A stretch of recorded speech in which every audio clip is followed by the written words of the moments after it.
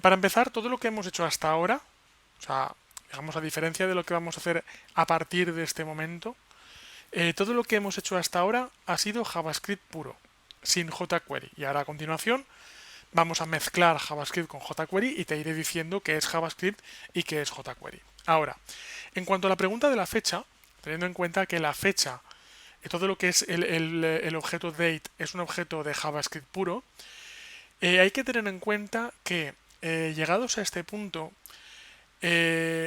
vamos a empezar a diferenciar entre lenguajes de cliente y lenguajes de servidor. Es decir, importa dónde se ejecuta cada... ¿Te acuerdas que antes, por ejemplo, para ilustrarte un poco mejor lo que te quiero decir, antes lo he flipado bastante cuando hemos hecho una operación aritmética de suma? ¿Te acuerdas? Que he dicho, ah, fantástico, una suma.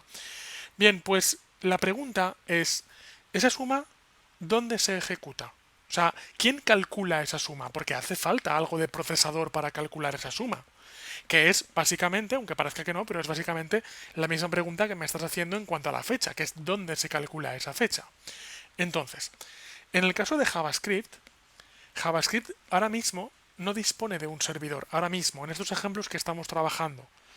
De hecho, fíjate que más adelante trabajaremos con un programa que se llama, en mi caso, MAMP, que simula un servidor local, pero ahora mismo ni siquiera estoy utilizando un servidor.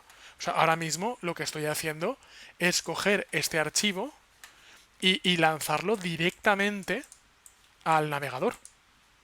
Con lo cual, ahora mismo JavaScript, y prácticamente siempre JavaScript, ¿dónde calcula la información?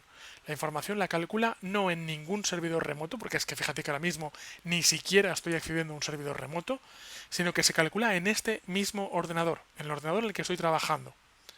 Por tanto, lo que hace JavaScript es que JavaScript le pregunta al navegador, ya que en ningún caso debemos olvidar que JavaScript se está ejecutando dentro de un navegador web, el navegador web le pregunta al sistema operativo y el sistema operativo le pregunta, o sea, le responde que en este caso son las 7:24.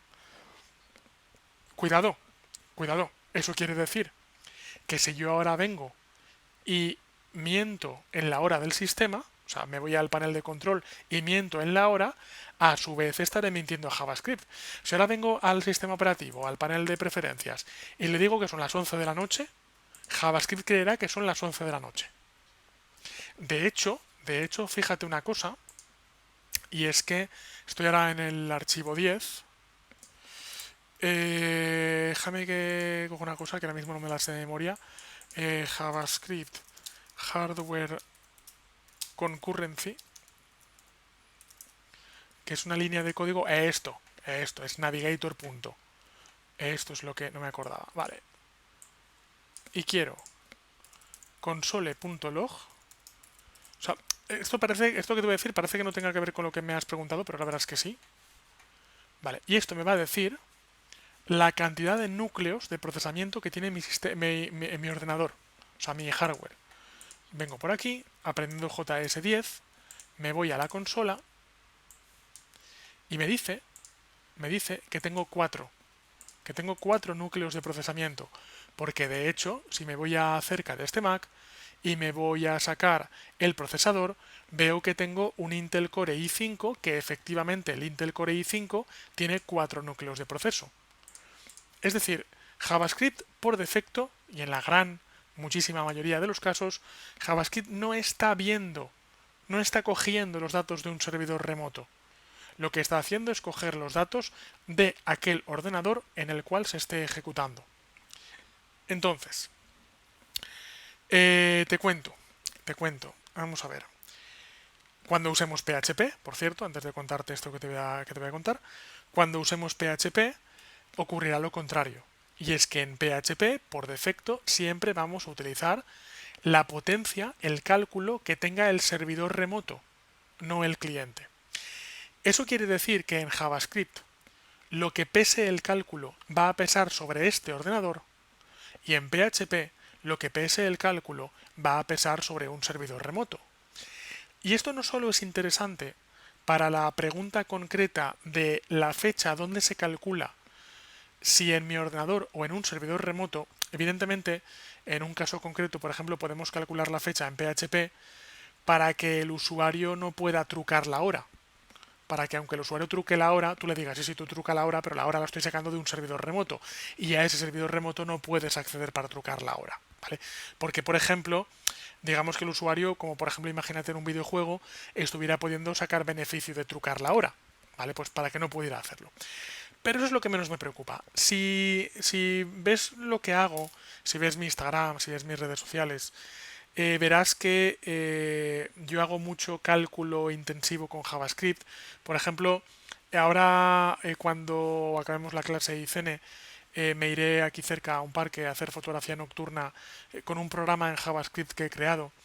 Entonces, yo hago programas que pesan en cuanto al cálculo, que requieren cálculos complejos. Y esto, insisto, si te pasas por mi Facebook y te pasas por mi Instagram y vas echando para atrás en los años, irás viendo que pongo ejemplos de esto.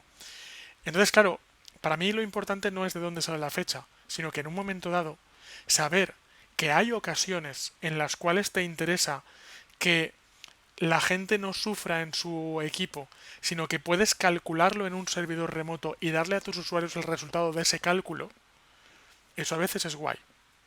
Y también hay veces que dices, oye, mira, es que si tengo 100 usuarios y los 100 me calculan en el servidor, me van a petar el servidor. Pero si en lugar de eso distribuyo el cálculo entre los diferentes equipos, en ese caso estoy distribuyendo el esfuerzo y minimizo el esfuerzo. E incluso verás, e insisto, si te metes en mis redes sociales lo podrás ver, que a lo largo del tiempo he hecho diferentes experiencias. La más primigenia que hice, de hecho, ni siquiera está en mis redes sociales, porque no había redes sociales en aquel entonces, de cálculo distribuido. No sé si sabrás que hay una cosa que se llama... Estaba de moda hace muchos años, ahora ya no tanto. Eh, exacto, el proyecto SETI, pues hay un subproyecto del proyecto SETI, que es el SETI at Home, mediante el cual tú te puedes descargar un software, lo dejas corriendo en tu ordenador y ese software lo que hace es que detecta cuando no estás en el ordenador, te envían cálculos, los calcula y los devuelve al SETI.